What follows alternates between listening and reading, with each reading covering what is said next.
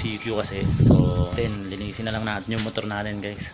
Lagyan natin siya ng magic gatas kasi nalinis ko na siya kanina. So applyan na lang natin ng magic gatas. Ito lang naman yung ang gagamitin natin.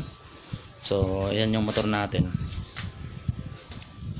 Lagyan natin ng magic gatas guys para medyo lumabas yung kulay ng motor natin. So sprayan lang muna natin. So ganyan lang naman akin. Ganyan lang naman ang style ko.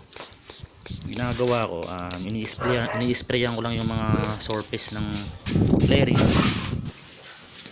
Tapos pag na-sprayan ko na, kinakalat ko lang siya ng kamay guys. Hindi ko ginagamitan ng foam. Para yung purong liquid ng magic gatas, sumama siya. Talagang mapunta lahat sa pairings. So sprayan natin lahat.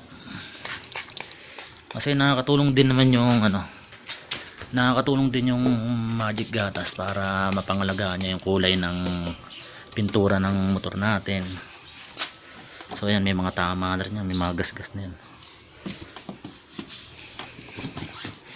Tapos hayaan lang natin matuyo-tuyo ng konti bago punasan ng microfiber. So ito yung microfiber guys.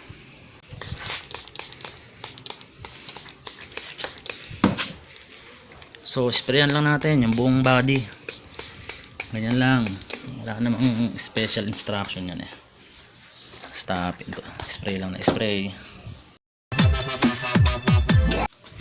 So ikalat nyo ikalat nyo lang yung magic gatas gamitan nyo lang ng kamay guys, wag na yung foam para yung liquid talagang mapunta sa pairings ng motor guys. So ganyan lang, mas maganda siya sa mga parting itim na itim para lumabas yung pagka dark nya.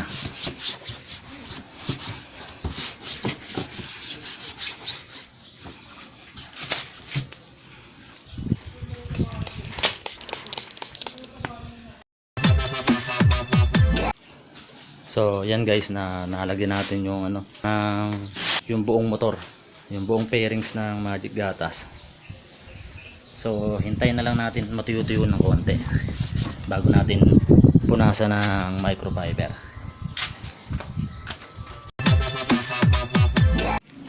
So guys, kung mapapansin nyo medyo tuyo na siya, saka natin punasan ng microfiber.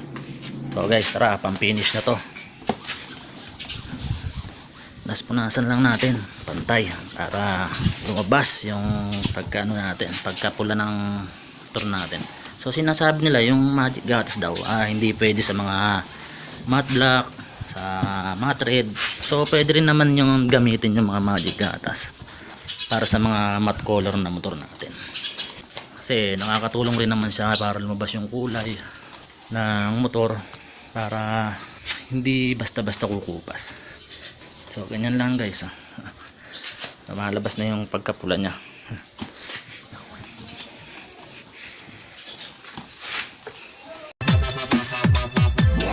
So ito guys, mas maganda yung medyo mga parte na dark color.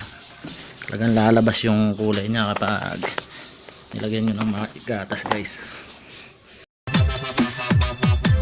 So guys, tapos na natin lagyan yung pairings natin, yung harap, likod, pati yung mga part na itim.